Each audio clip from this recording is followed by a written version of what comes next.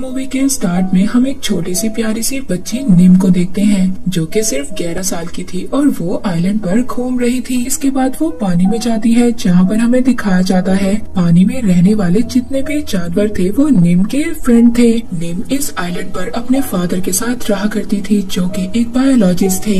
निम की मदर की डेथ हो चुकी थी। निम के फादर ने निम को बताया कि तुम्हारी मदर एक एक्सप्लोरर थी, उन्हें चीजें ढूंढने का बहुत ज्यादा शौक था। एक दिन जो वो समंदर में बोट पर घूम रही थी तभी उनके सामने बहुत बड़ी व्हेल आ गई थी। वो ब्लू व्हेल तुम्हारी मदर को कोई भी नुकसान पहुंचाना नहीं चाहती थी, मगर अचानक से वहाँ पर एक और शिप आ गया जिससे कि ब्लू व्हेल को गुस्सा आ गया और वो बोट समेत ही तुम्हारी मदर को निगल गई। जिसके बाद निम के फादर निम को लेकर इस आइलैंड पर आ गए। निम के फादर उसके लिए बहुत सारी स्टोरीज बुक्स भी लाए थे। ये सभी स्टोरीज निम्स को पढ़ना बहुत ज्यादा अच्छा लगता था, खास तौर पर एलेक्स नाम के कैरेक्टर की कहानियाँ। उन स्टोरीज को पढ़ने के बाद निम को ऐसा लगता था कि वो भी कहानियों का हिस्सा बन चुकी है। इसके बाद मूवी में हमें एक लेडी को दिखाया जाता है जिनका नाम है अलेक्सेंड्रा। ये वही लेडी है जो एलेक्स नाम के कैरेक्टर की कहानियों को लिखती है, मगर अलेक्सेंड्रा को बाहर जाने से बहुत ज्यादा डर लगता था। वो लोगों से नहीं मिलती थी और न ही बाहर जाती थी। वो अपने रूम में ही बंद रहा करती थी। वहीं पर इंटरनेट पर सर्च कर बहुत ज्यादा नॉलेज को गेन करती थी और वहीं से स्टोरीज को राइट किया करती थी। अलेक्सेंड्रा को यहाँ पर साइकोलॉजिकल बीमारी भी थी। उसकी स्टोरी का जो कैरेक्टर था एलेक्स, उसको ऐसा लगता था कि वो उसके साथ बातें करती है और उसने अब अपनी स्टोरी में ये लिखना था कि एलेक्स वॉल्केनो यानी ज्वालामुखी में फंस चुका है, मगर वो वहाँ से बचकर बाहर निकल आता है। उसको ये समझ नहीं आ रहा था कि वो इसको अपनी कहानी में कैसे प्रेजेंट करे। वो बहुत सारी पिक्चर्स को सर्च करती है। वहाँ पर उसको एक पिक्चर मिल जाती है जिसमें वो वॉल्केनो माउंटेन को देखती है। उसको एक माउंटेन मिल गया था और ये माउंटेन उसी आइलैंड का हिस्सा था जहाँ पर निम और उसके फादर रहा करते हैं। निम के फादर ने ही इस पिक्चर को अपलोड किया था। इसके बाद हमें निम के फादर को दिखाया जाता है जो कि अपनी सर्च में बहुत ज्यादा बिजी थे। निम के फादर को इस रिसर्च को पूरा करने के लिए 2 दिन के लिए बाहर जाना था। निम के फादर निम को भी साथ जाने का कहते हैं, मगर निम मना कर देती है और कहती है कि कुछ दिनों तक मेरे कछुए ने अंडे देने हैं, मैं यहीं पर रहूंगी। इसके बाद उसके फादर यहाँ से चले जाते हैं और निम से कहते हैं कि बेटा अपना ख्याल रखना। निम के फादर को ना चाहते हुए भी निम को अकेले छोड़कर जाना पड़ता है। निम अब आइलैंड पर बिल्कुल अकेली थी। अब वो रात को ऐसे ही मस्ती करते हुए अपने फादर के कंप्यूटर तक पहुँच जाती है। वो देखती है, उसको पता चलता है कि उसके फादर को एक मेल आई है। जब ये मेल ओपन करती है तो ये मेल तो अलेक्सेंड्रा ने किया था, मगर यहाँ पर उसने अपने नाम की बजाय एलेक्स के नाम से मेल किया था। निम जब उस मेल को पढ़ती है तो बहुत ज्यादा खुश हो जाती है। उसको ऐसा लग रहा था कि जिस कैरेक्टर की वो कहानियाँ पढ़ती है उसी ने उसको मेल किया है। उस मेल में ये लिखा हुआ था कि नेक्स्ट एडवेंचर्स के लिए मुझे तुम्हारी हेल्प की जरूरत है। निम भी यहाँ पर रिप्लाई कर देती है, ओके हम तुम्हारी हेल्प करने के लिए तैयार हैं। जब अलेक्सेंड्रा इस रिप्लाई को देखती है तो वो भी बहुत ज्यादा खुश हो गई थी और फिर वो अपनी कहानी दोबारा से लिखना स्टार्ट कर देती है। तभी उसके सामने उसकी कहानी का कैरेक्टर जिसका नाम एलेक्स था वो आकर बैठ जाता है और वो उससे बातें करना स्टार्ट कर देती है। मगर यहाँ पर हमें पता है अलेक्सेंड्रा को सिर्फ एलेक्स की इमेजिनेशन है और कुछ भी नहीं है। मगर यहाँ पर एक और ट्विस्ट है, वो ये कि अलेक्सेंड्रा अपने जिस फेवरेट कैरेक्टर से बात क्या करती थी उसकी शक्ल हूबहू निम के फादर से मिलती है।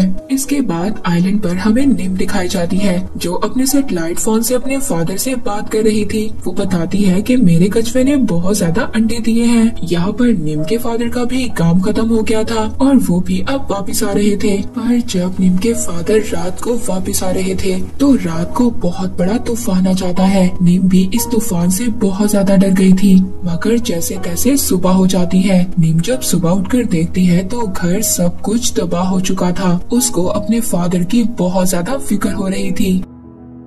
वो जल्दी से अपने सैटेलाइट को सेट करती है और अपने फादर को कॉल करती है, मगर यहाँ पर हम देखते हैं कि उसके फादर का सैटेलाइट फोन तो पानी में ही गिर गया था और तूफान की वजह से उसके फादर भी बेहोश थे। मगर तभी अचानक से उनको होश आ जाता है। उनकी बोट में बहुत सारा पानी भर चुका था, मगर फिर भी वो एक मशीन के रास्ते से पानी को बाहर निकाल देते हैं। यहाँ पर जल्द अज जल्द निम के फादर को आइलैंड तक पहुँचना था। उनको बहुत ज्यादा भूख भी लगी हुई थी। वहीं पर आइलैंड पर हमें हमें नीम को दिखाया जाता है जो बहुत ज्यादा परेशान थी अपने फादर की वजह से, क्योंकि उसका उसके फादर से कोई भी कांटेक्ट नहीं हो रहा था। तभी वहाँ अलेक्जेंड्रा का दोबारा से मेल आ जाता है। वो पूछ रही थी क्या तुमने माउंटेन वॉल्केनो को ऊपर से देखा है, वो कैसा लगता है। और जैसे कि हमें पता है नीम तो यही समझ रही थी कि ये सब कुछ एलेक्स उससे कह रहा है। अब अगले दिन नीम उस पहाड़ तक पहुंच जाती है। वो रस्सियों के जरिए उस पहाड़ तक पहुंचने की कोशिश करती है। अब जब वो ऊपर पहुंचकर देखती है तो ये कोई दहकता हुआ वॉल्केनो नहीं था, बल्कि यहाँ पर तो कुछ भी नहीं था। मगर तभी अचानक से जब वो वापस आ रही थी उसका पाँव फिसल जाता है। नीम सब घर आ गई थी। घर आकर वो अलेक्जेंड्रा को मेल करती है कि मैं वहाँ पर देखकर आई, मुझे तो कुछ भी नजर नहीं आया। वो अब अपने और अपने फादर के बारे में अलेक्जेंड्रा को बता रही थी।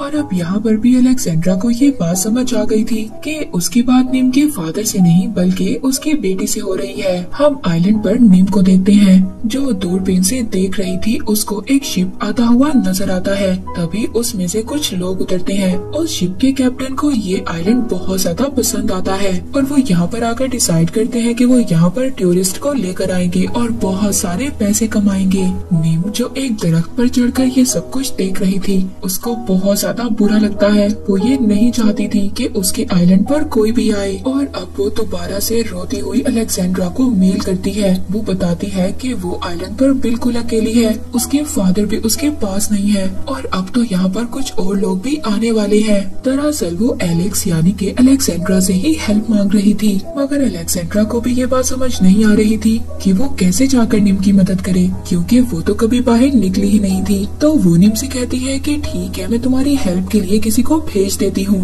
मगर नीम उसको साफ साफ मना कर देती है क्योंकि वो ये नहीं चाहती थी कि इस आइलैंड के बारे में किसी को भी पता चले।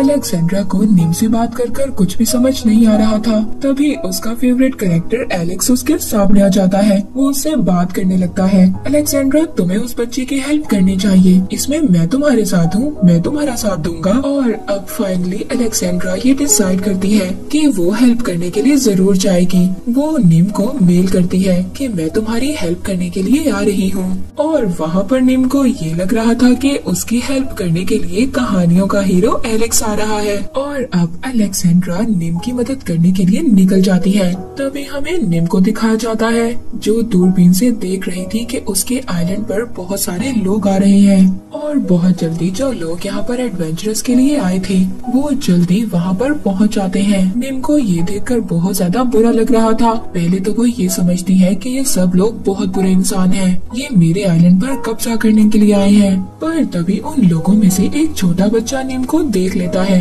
नीम ऊपर से उस छोटे बच्चे पर एक छिपकली गिरा देती है जिससे कि वो बच्चा बहुत ज्यादा डर गया था। वो वापस भाग जाता है। अब नीम वहाँ पर सबके ऊपर छिपकलियाँ गिराती है, मगर फिर भी वो लोग नहीं डरते और उस आइलैंड पर से नहीं जाते। और अब नीम यहाँ पर अपना दूसरा प्लान करती है। वो उसी वॉल्केनो माउंटेन के ऊपर चढ़ जाती है। वहाँ पर पहुंचकर वो धुआं प्रोड्यूस करती है जिससे कि सब लोग डर जाते हैं। उन्हें ऐसा लगता है कि वो वॉल्केनो फटने वाला है। इस वजह से वहाँ से सब लोग भागने लगते हैं। नीम अब जब वापस आ जाती है तो उसको वही छोटा लड़का मिलता है जो उसको पहले मिला था। वो बताता है कि देखो हम यहाँ आइलैंड पर सिर्फ घूमने के लिए आए हैं और हम लोग तुम्हें या तुम्हारे आइलैंड को नुकसान पहुँचाने के लिए नहीं आए। नीम को यहाँ पर एहसास हो गया था कि ये लोग बुरे लोग नहीं हैं, मगर अब वहाँ पर सब लोग डर गए थे। ये लड़का वापस आकर अपने पेरेंट्स को बता रहा था कि उसने यहाँ पर एक लड़की को देखा है, मगर कोई भी उस छोटे लड़के की बात पर बिलीव नहीं कर रहा था। यहाँ पर जितने भी लोग थे वो एक छोटी बोट में बैठकर अपने शिप तक पहुंच जाते हैं। वहीं पर हमें अलेक्जेंड्रा को दिखाया जाता है जो एक हेलीकॉप्टर से इस आइलैंड पर आ रही थी। तभी रास्ते में बहुत बड़ा तूफान आ जाता है और तभी उस तूफान की वजह से अलेक्जेंड्रा के हेलीकॉप्टर को उसी शिप पर लैंड करना पड़ता है जो कि अभी अभी नीम के आइलैंड से आ रहा था। अलेक्जेंड्रा अब उस शिप के कैप्टन को बता रही थी कि वहाँ पर आइलैंड पर एक छोटी बच्ची फंसी हुई है। वो कैप्टन कहता है कि कि वहाँ पर कोई भी नहीं है।